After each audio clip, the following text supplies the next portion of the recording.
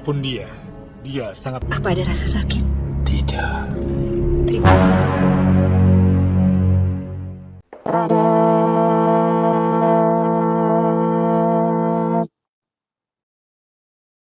Udahlah. Rencana plot Bubuk Mesiu.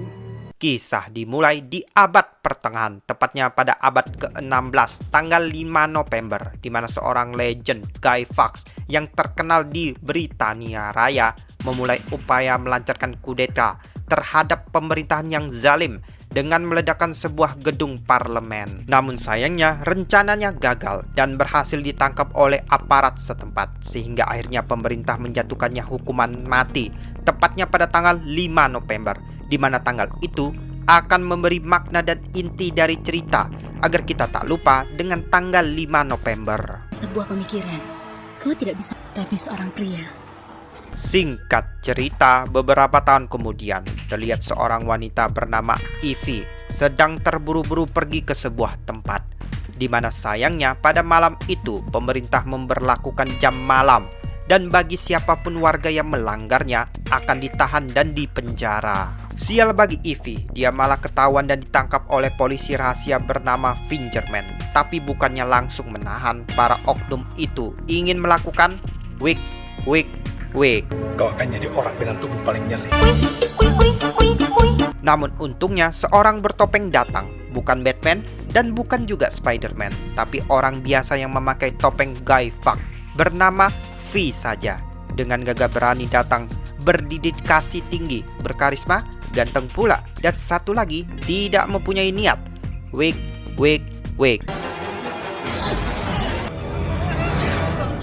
Pasti berhasil di masa depan. Setelah menyelamatkan Evie, V malah mengajaknya untuk menonton acara kembang api yang telah disiapkannya. Walaupun sempat menolak, akan tetapi demi membalas kebaikannya, Evie mau menemaninya untuk menonton kembang api. Tapi ternyata bukannya kembang api yang terlihat, melainkan berbagai ledakan di berbagai gedung yang berkaitan dengan pemerintah, diiringi dengan instrumen musik yang menggelegar. Sekarang alat musik tiup. Keesokan harinya, Kanselir Inggris Adam Sattler murka dan sangat marah dibuatnya, sehingga dia memerintahkan para anak buahnya untuk menyelidiki dalang dan menangkap pelaku utama dari aksi peledakan tersebut. Pun dia sangat pandai. Sementara itu di channel BTN atau British Television Network memberitakan aksi peledakan tersebut, di mana ternyata Evie bekerja di sana dan tak sengaja mengetahui polisi sedang mencarinya karena kemarin malam dia berada bersama orang tersebut. Tak disangka dan tidak diduga, bersama dengan itu V datang mensabotase televisi pemerintah tersebut dengan tujuan menyiarkan dan menyampaikan propaganda yang akan disampaikannya ke masyarakat. Dalam siaran itu, dia mengatakan bahwa dialah orang yang bertanggung jawab atas peledakan tersebut. Selain itu juga, dia mengajak seluruh masyarakat untuk melawan ketidakadilan pemerintah sekarang dengan bersama-sama memperingati hari peringatan Guy Fawkes pada tanggal 5 November di belakang barisan V untuk melihat gedung parlemen diledakkan sebagai tanda revolusi. Berikan mereka 5 November yang takkan pernah dilupakan. Beberapa saat kemudian polisi pun datang, di mana mereka berniat menangkap V. Sementara Evie yang mengetahui polisi sudah datang berusaha melarikan diri. Akan tetapi di tengah perjalanan dia melihat V dan malah membantunya.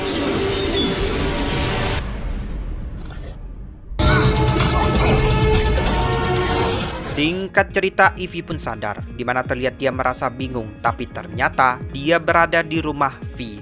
V pun menjelaskan dia terpaksa membawa Evie ke sini karena dia pingsan dan berterima kasih telah membantunya. Untuk kemudian dia meminta Evie untuk tetap tinggal selama 1 tahun karena kepolisian sudah menetapkannya sebagai buronan paling dicari dan satu-satunya tempat paling aman adalah di sini. Sadar dan aku harus membuat keputusan.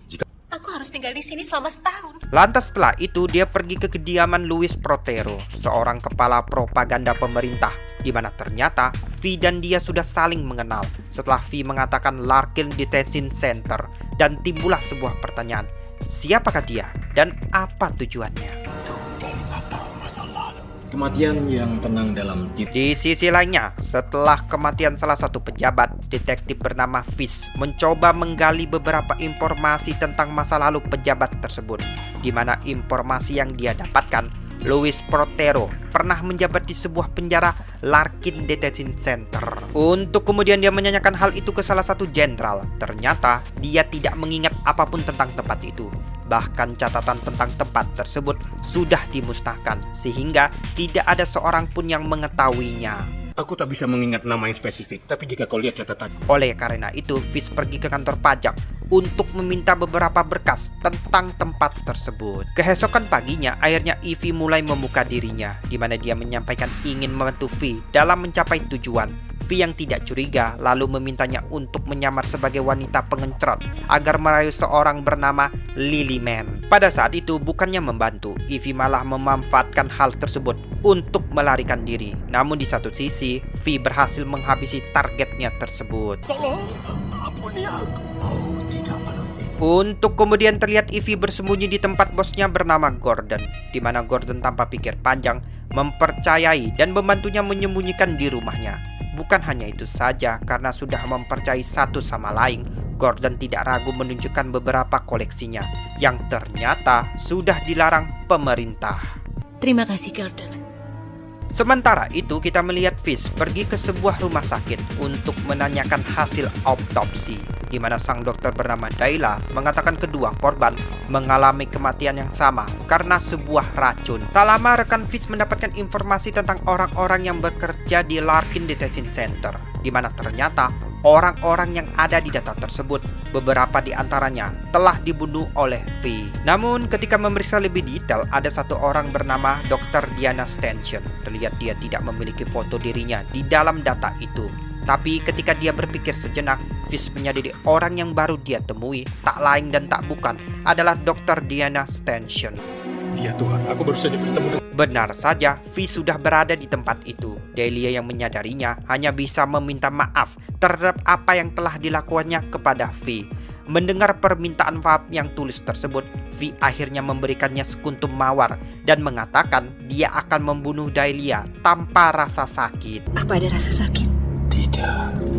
Terima kasih. Merasa gagal sebagai polisi, Fish sama sekali tidak menyerah, di mana dia membaca lagi keseluruhan data yang didapatkan oleh rekannya tersebut. Tapi malah dia mendapatkan informasi yang mencurigakan, di mana hal itu berhubungan dengan epidemi St. Mary virus. Ternyata virus tersebut merupakan senjata biologis yang dibuat oleh pihak pemerintah dengan tujuan untuk memusnahkan lawan politiknya dan memasukkan mereka ke kamp konsentrasi Larkin Detention Center. Dalam data itu juga ternyata V merupakan salah satu korban yang selamat dari uji coba tersebut. Dan hal itu malah membuat Fish semakin lama semakin ragu akan pemerintahannya saat ini, tentang kebenaran pemerintah yang melakukan apa saja demi kekuasaan. Jika pemerintah kita bertanggung jawab yang membunuh semua orang itu. Sementara itu di acara BTN, Gordon yang menjadi hostnya malah membuat acara komedi yang menyindir pemerintah Adam Sandler. Tentu saja Salter tidak senang akan hal itu. Lantas dia memerintahkan Fingerman untuk menangkap Gordon. Sementara Ivy terlihat berusaha sembunyi di bawah kasur sambil menunggu mereka pergi, untuk kemudian dia kabur dan tiba-tiba di balik kegelapan, sang agen meminta Ivy untuk membocorkan identitas dari V. Akan tetapi dia malah menolaknya, dan serangkaian siksaan dia dapatkan agar Ivy mau membocorkan orang yang ada di balik topeng tersebut. Di masa-masa penahanannya, Ivy tak sengaja menemukan sebuah catatan dari pemilik sel sebelumnya, dan catatan itu adalah milik seorang wanita bernama Valerie yang juga sempat disiksa dan dibunuh karena dia adalah seorang Guy. Hingga sampailah di hari terakhir, sang agen memberikan kesempatan kepada Ivy untuk membocorkan informasi mengenai orang bernama V. Akan tetapi dia lebih memilih mati daripada harus membocorkan rahasia tentangnya. Sehingga mendengar keputusan itu, sang agen akhirnya membebaskan Ivy, dan tentu saja membuat dia terheran-heran akan keputusan sang agen. Ternyata siksaan yang dialaminya setiap hari adalah perbuatan dari V itu sendiri. Hal itu dilakukan demi bisa membebaskan Ivy dari rasa takut yang selama ini membelenggunya. Sementara catatan yang ditemukannya benar-benar milik Valerie yang dulunya ditemukan oleh V. Katamu kau ingin hidup tanpa rasa takut. Mendengar hal itu, rasa tak percaya, kesel, marah, sebel membuatnya tak bisa bernapas. Sehingga dia meminta izin V untuk keluar agar dia bisa menghirup udara bebas. Dan dari situlah rasa takut yang dirasakannya sudah menghilang. Beberapa hari kemudian, Ivy pun pergi dari sana. Namun sebelum dia pergi, dia berjanji kepada V akan menemuinya sebelum tanggal 5 November. Sementara itu, Detektif Fish terlihat mengunjungi fasilitas Ralkin Detention Center yang sudah menjadi momentum bersejarah pasca endemi virus, di mana dia ingin bertemu dengan mantan Intel yang pernah menyelidiki kasus tersebut. Kemudian sang Intel memberikan informasi sebelum Adam Salter menjadi kanselir. Dia pernah mengajukan sebuah proyek Larkin Detention Center demi kepentingan negara.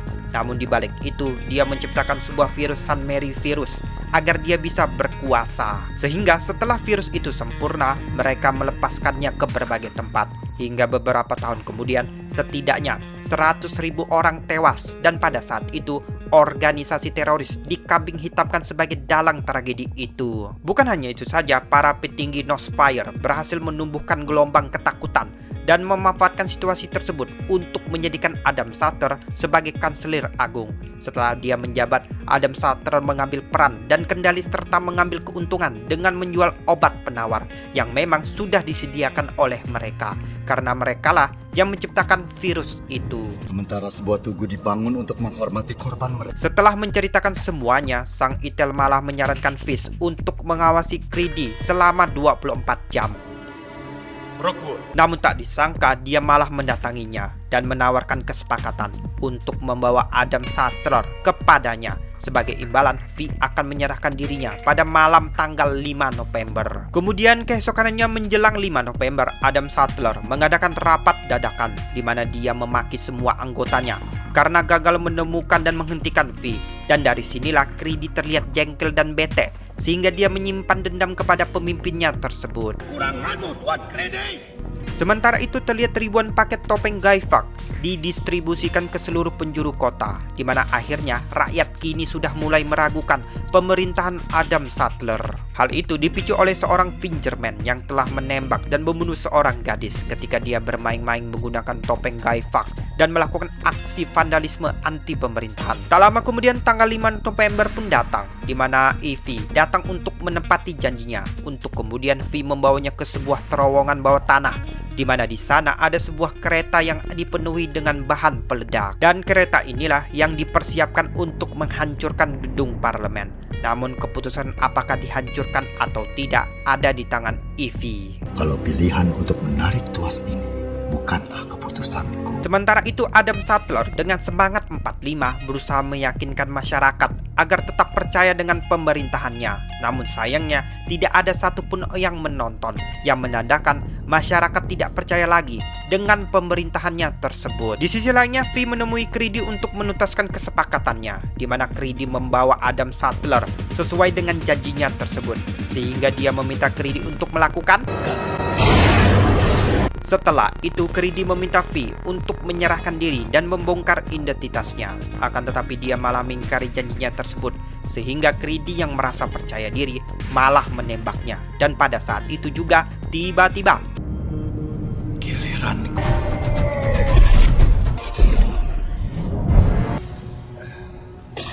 setelah menghabisi Creedy dan anak buahnya, V yang walaupun menggunakan baju anti peluru mengalami luka yang cukup parah, sehingga dia berusaha sekuat mungkin menemui Ivy untuk menyatakan cinta kepadanya. Cut Pakai pernah berkata, Aku jatuh cinta padamu, Ivy. Dari dulu, begitulah cinta. Penderitaannya tiada akhir. Untuk kemudian setelah dia meninggal dunia, Ivy meletakkan jenazahnya di dalam kereta agar dia bisa memenuhi keinginan V sebagai bentuk penghormatan terakhir kepada orang yang pernah mencintainya. Namun ketika sebelum tuasnya ditarik, Detektif Fish berniat menghentikannya. Tapi ketika Ivy menyampaikan kebenaran yang ada, Fish mulai sadar dan kecewa dengan rezim pemerintahan saat ini. Sementara itu, ribuan orang yang menggunakan topeng Guy Fawkes dengan gagah berani maju menghadapi pasukan militer. Sehingga karena tidak menerima perintah sedikit pun, mereka akhirnya membiarkan warga sivil untuk lewat. Dan seketika itu ledakan demi ledakan terjadi di gedung parlemen. Tapi di saat itu Fish yang penasaran menanyakan siapa Fish sebenarnya. Ivy pun menjawab bahwa dia adalah kita semua. Dia adalah kita semua. Tamat. Selesai. Ending yang sangat mempeople powerkan.